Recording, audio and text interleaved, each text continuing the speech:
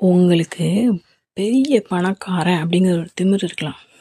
ஆனா, உங்க கையில ஒரு ரூ. 1000 இருக்குன்னே வச்சுக்குவோமே. அதே ரூ. 1000 உங்களுக்கு தெரியாதவங்ககிட்டயோ, இல்ல நல்லா தெரிஞ்சவங்ககிட்டயோ போய் கேட்டு பாருங்க. உங்கள நாய் மாரி பார்ப்பான். இதுதான் அந்த பணத்தோட அருமை. ஸோ, உங்க கையில இருக்க பணத்தோட அருமை உங்களுக்கு தெரியணும் அப்படின்னா, கண்டிப்பா இந்த ட்ரிக் உங்களுக்கு கண்டிப்பா யூஸ் ஆகும். உங்ககிட்ட ரூ. 1000 இருக்குன்னே வச்சுக்குவோம். அந்த ரூ. 1000 வச்சுக்கிட்டே உங்களுக்கு நல்ல க்ளோஸ் ஃப்ரெண்ட்ஸ் இல்ல உங்க ஃபேமிலியே ரொம்ப க்ளோஸான ஆளுங்க இருப்பாங்க. அவங்க கிட்ட போய் எனக்கு ஒரு ரூ. 1000 கடன் தாயேன்னு கேட்டு பாருங்க. அவங்க ஒரு ஒப்பாரி வைப்பாங்க பாருங்க. யப்பா! இந்த ரூ. 1000 எனக்கு கிடைச்ச பொக்கிஷம்.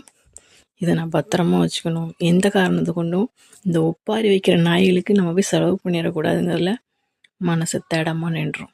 ஸோ செலவு பண்ணக்கூடாதுங்கிறது என் டாபிக் கிடையாது.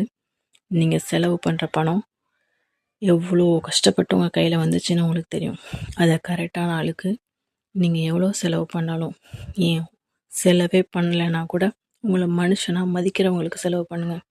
ஏன்னா அது உங்கள் வாழ்நாளால் நீங்கள் சம்பாதிச்ச மொத்த பணமும் உங்கள் உயிருக்கு சமமானது. அதை தேவையில்லாதவங்களுக்கு செலவு பண்ணி உங்கள் உழைப்பை அசிங்கப்படுத்தாதீங்க. புரிஞ்சிருக்கும்னு நினைக்கிறேன்.